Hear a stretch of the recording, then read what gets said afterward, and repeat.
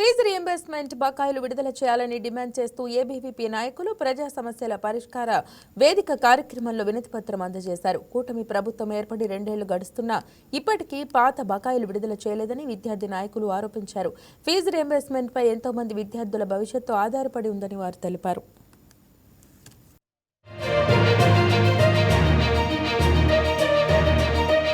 రాష్ట్రంలో పెండింగ్లో ఉన్న ఫీజు రీయింబర్స్మెంట్ వెంటనే బకాయిలు ఏదైతే ఉందో దానికి వెంటనే చెల్లించాలని చెప్పేసి కూడా విశాఖలో కలెక్టరేట్ వద్ద ఏబీవీపీ నాయకులు అయితే నిరసన వ్యక్తం చేస్తున్నారు. ప్రస్తుతం మనతో పాటు ఏబీవీపీ నాయకులు వారి మాట అడుగు తెలుసుకుని విధంగా చేద్దాం. ప్రధాన డిమాండ్ ఏంటి జనరల్గా? అందరికీ నమస్తే. నితిన్, ఏబీవీపీ విశాఖ జిల్లా కన్వీనర్. ఏదైతే ఈ రాష్ట్ర వ్యాప్తంగా పెండింగ్లో ఉన్న 5,800 ఫీజు రీయింబర్స్మెంట్ బకాయిలను తక్షణమే విడుదల చేయాలని చెప్పి ఏబీవీపీ ఈరోజు విశాఖ జిల్లా కన్వీనర్ జిల్లా కలెక్టర్ ఎవరైతే ఉన్నారో కలెక్టర్ వారికి రిప్రజెంటేషన్ ఇవ్వడం జరిగింది. ఏదైతే ఫీజు రీయింబర్స్మెంట్ బకాయిలు ప్రభుత్వం విడుదల చేయని కారణంగా ఈ రాష్ట్ర వ్యాప్తంగా 7 లక్షల మంది విద్యార్థులు ఈరోజు వాళ్ళ సర్టిఫికెట్లు కాలేజీల్లో ఉండిపోయి తదుపరి ఉద్యోగాలకు అవకాశాలకు కానీ ఉన్నత విద్యకు కానీ వెళ్లకుండా ఉండిపోయిన పరిస్థితి రాష్ట్ర వ్యాప్తంగా ఉంది. తక్షణమే ఈ ఫీజు రీయింబర్స్మెంట్ ఏదైతే 5,800 కోట్లు ఉన్నాయో రాష్ట్ర ప్రభుత్వం దాన్ని తక్షణమే విడుదల చేయాలని చెప్పి ఏబీవీపీ డిమాండ్ చేస్తుంది. జీవో నెంబర్ 72 వల్ల అంటే ఏవి నష్టం కలుగుతుంది, విద్యార్థులకు సంబంధించి దానివల్ల ఏ ఉపయోగం? ఏదైతే రాష్ట్రంలో విద్యార్థులు తీవ్రమైన అవస్థలకు గురవుతున్నారు. ఎందుకంటే ఎన్ని ప్రభుత్వాలు మారినా కూడా ఈ రోజుకి ఏంటంటే విద్యార్థుల జీవితాల్లో ఎక్కడ వేసిన గొంగలు అక్కడే ఉన్నట్టుగా ఉంది. ప్రభుత్వాలు మారుతున్నా కూడా విద్యార్థులు ఏంటంటే కనీస మౌలిక సదుపాయాలు ఏవైతే జిల్లాలో ఉన్నటువంటి సోషల్ వెల్ఫేర్ హాస్టల్ ఉన్నాయి దాంట్లో కనీస మౌలిక సదుపాయాలు కల్పించలేనటువంటి దుస్థితి ఈరోజు ఉంది. ఒకటే రూమ్లో సుమారు 80 నుంచి 100 మందిని పిల్లల్ని అంటే వాళ్ళకి వ్యవస్థ కల్పించి అదే వసతి గృహం అని చెప్పేసి ఇలా అంటే చెప్పుడు మాటలు చెప్పుకునేటువంటి పరిస్థితులు ఈరోజు ఉన్నాయి. అలానే ఏదైతే రాష్ట్రంలో జీవో నెంబర్ 123ని అంటే అమలు చేసినప్పటికి కూడా అంటే యాజ్ పర్ జీవో నెంబర్ 123 ఏదైతే అంటే విద్యార్థి యొక్క కాలేజీలో ఒకవేళ ఫీజు కట్టినా కట్టకపోయినా ఆ విద్యార్థి యొక్క హైయర్ స్టడీస్ కానీ లేకపోతే ఆ విద్యార్థికి వచ్చినటువంటి జాబ్ అవకాశాలను కానీ అంటే వాటికి ఎటువంటి భంగం కలిగించకుండా అంటే వాళ్ళకి సర్టిఫికేట్లు వెంటనే ఇష్యూ చేయాల్సిన అంశం పైన జీవో నెంబర్ 123ని ప్రపోజ్ చేయడం జరిగింది. అయినప్పటికీ కూడా ఈరోజు జిల్లాలోనే కాదు యావత్ రాష్ట్రంలో దీన్ని కనీసం ఏ ఒక్క కార్పొరేట్ కళాశాలలు కానీ పట్టించుకోలేని దుస్థితి ఉంది. దీన్ని ఏబీవీపీ తీవ్రంగా ఖండిస్తుంది. ఏవైతే రాష్ట్రంలో పెండింగ్లో ఉన్నటువంటి 5,800 కోట్లు ఫీజు రీయింబర్స్మెంట్ బకాయిలను కానీ తక్షణమే విడుదల చేయకపోతే రానున్న రోజుల్లో ఏబీవీపీ మొత్తం రాష్ట్ర వ్యాప్తంగా కూడా ఉద్యమానికి పిలుపునిస్తుంది.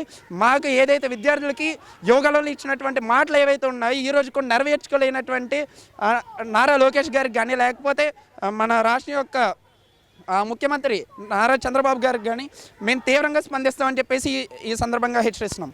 ఫైనల్గా మీరు చెప్పండి, ఏదైతే ఇప్పుడు ప్రైవేట్ కళాశాలకు సంబంధించి అడ్మిషన్ టైంలో అత్యధిక ఫీజులు వసూలు చేయడం కావచ్చు అంటే విద్యాశాఖ నియమ నిబంధనలు పక్కన పెట్టి కళాశాలలోనే ఆ బుక్స్ అమ్మడం కానీ బుక్స్ కూడా అక్కడే కొనాలని చెప్పేసి విద్యార్థులు ఒత్తిడి చేయడం ఇట్లాంటి అనేక నిరసనలు కూడా మీరు గతంలో చేశారు. అదే కంటిన్యూ అవుతుంది. ఎన్ని నిరసనలు చేసేప్పుడు కూడా ప్రభుత్వం దృష్టి పెట్టినా కూడా అది ఆ విద్యార్థి మీద ఒత్తిడి చేస్తూ అక్కడే బుక్స్ కొనాలి అక్కడే అన్ని కొనాలని చెప్పేసి కూడా విద్యార్థి మీద డిమాండ్ చేస్తూ ఒక ఒత్తిడి చేస్తున్నారు. వాళ్ళ పేరెంట్స్ కూడా ఇబ్బంది పడుతున్న పరిస్థితి. దాని మీరు ఏం చెప్తారు ప్రభుత్వాన్ని? ప్రభుత్వము సీరియస్ యాక్షన్ తీసుకోవాలి. కార్పొరేట్ విద్యని సాక్షాత్తు ఈ రాష్ట్రంలో కాదు దేశం మొత్తం కూడా ప్రభుత్వం ప్రోత్సహిస్తూ ఉంది. అదే కార్పొరేట్ ఎడ్యుకేషన్ సిస్టమ్ అనేటువంటిది పుస్తకాల వ్యాపారం చేస్తూ ఉంది, యూనిఫామ్ వ్యాపారం చేస్తూ ఉంది. లక్షల రూపాయలు పేద బడుగు బలహీన వర్గాలకు సంబంధించినటువంటి విద్యార్థుల యొక్క పొట్టగొట్టేటువంటి ప్రయత్నం చేస్తూ ఉంది. ఈ ప్రభుత్వాలు ఎందుకు ఇట్లాంటి ప్రక్రియను ఖండించట్లేదు అనేటువంటిది ఒక క్వశ్చన్ ఉంది. ఈ ప్రభుత్వాలు మేజర్గా దీనికి ఒక రీజన్ ఉంది. ఈ ప్రభుత్వం ఫామ్ అయినటువంటి ఎమ్మెల్యేలు కావచ్చు, మినిస్టర్లు కావచ్చు, వీళ్ళందరికీ కూడా ఎడ్యుకేషన్ ఇన్స్టిట్యూషన్స్ ఉండడం, వాళ్ళ ఎడ్యుకేషన్ ఇన్స్టిట్యూషన్స్లో ఇదే ప్రక్రియ కొనసాగించడం, వాళ్ళను ఆదర్శంగా తీసుకొని మిగిలిన ఎడ్యుకేషన్ ఇన్స్టిట్యూషన్స్ కూడా అదే దారిలో వెళ్తూ ఉంది. దీని మీద ఖచ్చితంగా ప్రభుత్వం అనేటువంటిది ఎవరైతే ఎడ్యుకేషనల్ ఇన్స్టిట్యూషన్స్ పేరుతో వ్యాపారం చేస్తున్నారో వాళ్ళని అసలు రాజకీయాల్లో ప్రోత్సహించద్దని చెప్పి కూడా తెలియజేస్తా ఉన్నా.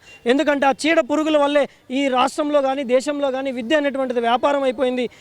ఏదైతే విద్య యొక్క మెయిన్ లక్ష్యం ఏదైతే ఉందో సమాజంలో ఒక పరివర్తన తీసుకురావాలనేటువంటిది దానికి సుదూరంగా విద్యార్థులందరి యొక్క లక్ష్యాలను తీసుకుపోయి కార్పొరేటీకరణ చేసి ఈ విద్యార్థుల యొక్క తలరాతని కార్పొరేట్ సిస్టమ్స్కి అమ్మే విధంగా ప్రభుత్వాలు చేస్తూ ఉన్నాయని చెప్పి కూడా తెలియజేస్తాం.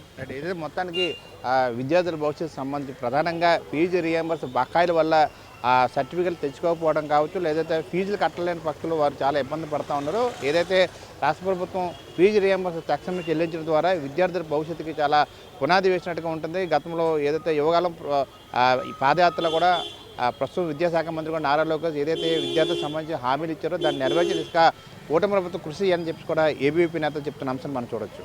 వీడియో జర్నలిస్ట్ కిషోర్తో దుర్గాప్రసాద్, వైకే న్యూస్, విశాఖ నుండి.